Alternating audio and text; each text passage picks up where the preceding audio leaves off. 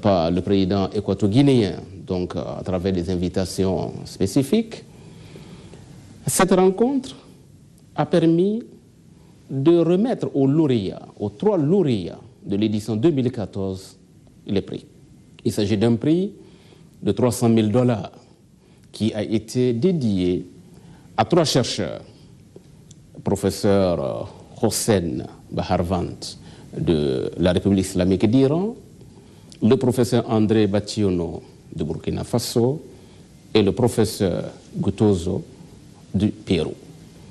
Chacun de ces chercheurs s'est distingué dans son domaine spécifique, l'un en rapport avec la biologie cellulaire, notamment les cellules de souche, le second en rapport avec des travaux sur, je dirais, la science des sols, donc les processus de fertilisation, de régénération des sols, et le troisième en rapport avec des travaux qui concernent, je dirais, la médecine tropicale, notamment au Pérou, sur, je dirais, des médicaments et autres, sur le paludisme et autres maladies tropicales. Ce prix, comme vous le savez, a été institué en 2010 à la suite de beaucoup de contradictions entre un certain nombre de pays et, disons, les pays africains qui ont manifesté une grande solidarité à l'époque autour de la Guinée équatoriale pour l'institutionnalisation de ce prix. C'est au moment où le président Boni Yayi était président en exercice de l'Union africaine en 2012 que la première édition de remise de ce prix a eu lieu à Paris au siège de l'UNESCO.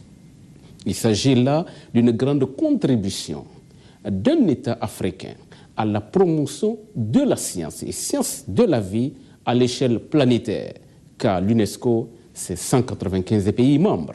Et donc ce prix est ouvert à l'ensemble des chercheurs sur l'ensemble de la planète.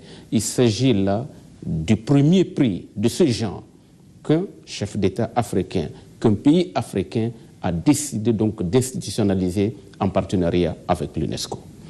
En dehors de cela, les chefs d'État et de gouvernement ont participé à d'autres débats, notamment un panel de discussion autour de l'épidémie que nous connaissons aujourd'hui sur le continent africain, notamment en Afrique de l'Ouest. Il s'agit de la fièvre hémorragique à virus Ebola que nous connaissons dans un certain nombre de pays.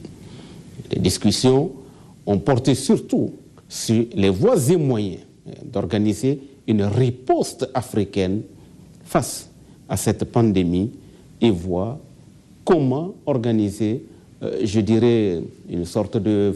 élaborer une stratégie, élaborer une feuille de route et permettre donc au continent africain de faire face à l'épidémie en relation bien entendu avec la communauté internationale.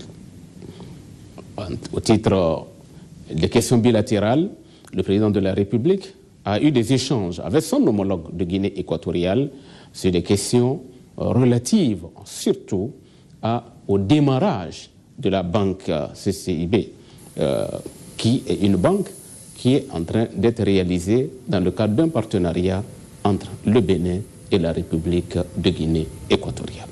Voilà, en gros, ce dont il a été question. Je vous remercie.